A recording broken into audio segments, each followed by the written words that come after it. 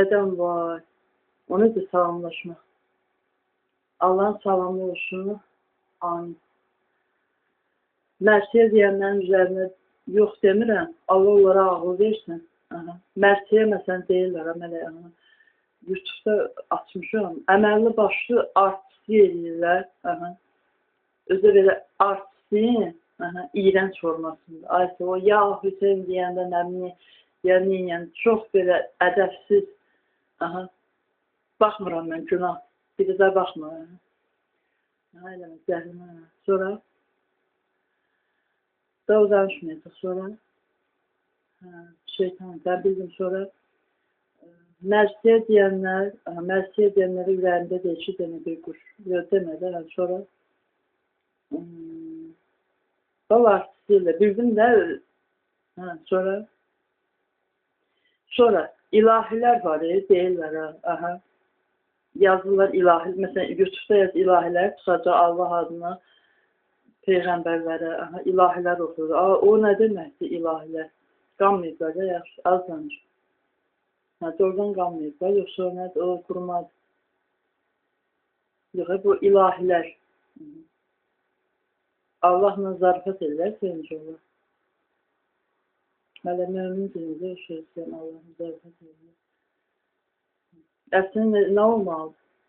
Dini mahnılarda, məsələn, ilahilər nədir? Allahlar, peyğəmbərlər, yoxsa tanrılar, əsasla peyğəmbərlər yox.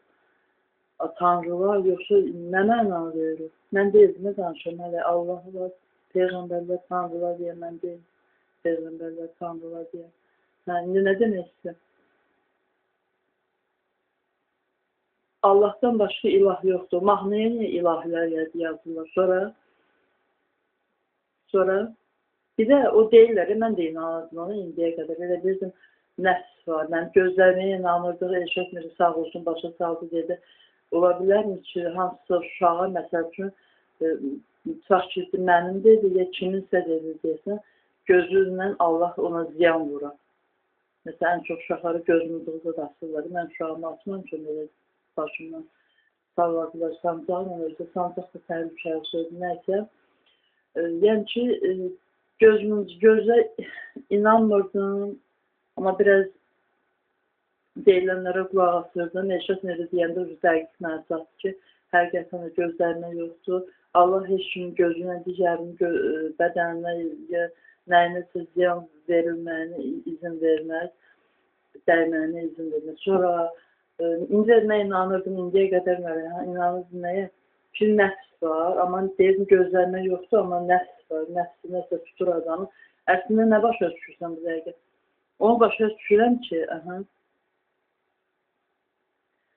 məsəl üçün də, indi mən çox xoşbəxtəm, düzdür, rahat, bəxtəvərəm də elədir, bu bəxtəvərsizliyi ibadətimlə tapıram da, ibadət eləməsin, çox gedirəm, get namazımdır. Görmərək, qoy sözüm istədim, yaxşı deyil.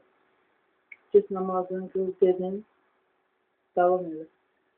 Deməli, bu belə bir şeydir ki, tutaq ki, mənim yanımda mən çoxluğa uysam, ay sağ ol, Allah sağ nə buyurur, denə, çoxluğa uysam, Allahın qanunlarını zirk etsə, onda bərzəx olursan da. Və məsəl üçün, kiməsə ilişəcəmmi, yetimsə mənə ilişəndə, nəysə, məsəl üçün, bir şey nəyə deyəcəm? Məsələn, mən metroda ya avtobusda gedəndə adamlardan xoşum gəlir, yəni ki, insanları sevirsən. Baxıram, amma birinə çox baxan, elə ki, gözəl də olsa çirkin demək olmaz insana, nəysə, nə istəyirsən? Məsələn, Allah Teala buyurur ki, ifrat eləməyin, düzdür? Çox baxanda, nəysə, mənfi bir şey olur da. Elə bir, məsələn, nə demək istəyirəm, iynələmiş, az danış, demək, çalış deməyə. Boşun, Allahın qanunlarına uymayanda, bir dənə o yeganı nə deyir, demə. şey vermir.